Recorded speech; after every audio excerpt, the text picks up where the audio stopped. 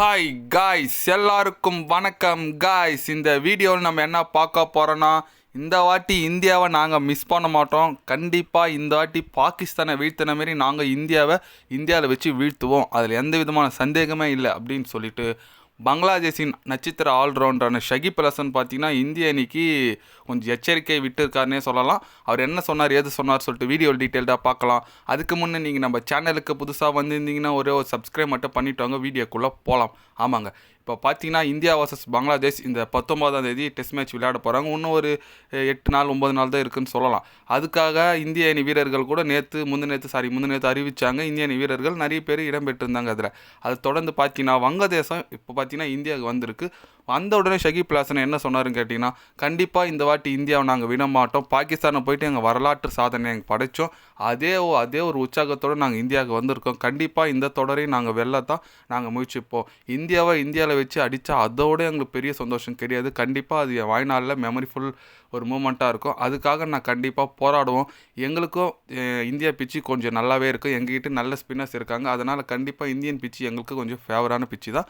அதனால் நாங்கள் கண்டிப்பாக இந்தியாவை வீழ்த்தி நாங்கள் வரலாற்று சாதனை படைப்போம். அதில் எந்த விதமான சந்தேகமும் இல்லை. நீங்கள் வெயிட் பண்ணி பாருங்கள் அப்படின்னு சொல்லிட்டு பேசியிருக்காப்புல ஷகிப் அல் ஹசன்.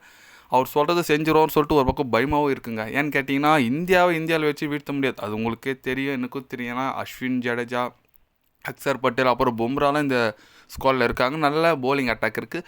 அதேமாதிரி பேட்டிங் பார்த்தீங்கன்னா ஜெய்ஸ்வால், ரோஹித் சர்மா, அப்புறம் பார்த்தீங்கன்னா நம்ம கேஎல் ராகுல் கம்பேக் கொடுத்துருக்காங்க. ரிஷப் பந்த் கம்பேக் கொடுத்துருக்காரு. கடந்த கிட்டத்தட்ட ஒரு 2 வருஷம் கழிச்சு திருப்பி ஒரு டெஸ்ட் மேட்ச் விளையாட போகிறாரு அந்த கார் ஆக்சிடென்ட்லேருந்து. அதனால் இந்திய அணி நல்ல பேட்டிங் போலிங் நல்ல டீமாக தான் இருக்குது.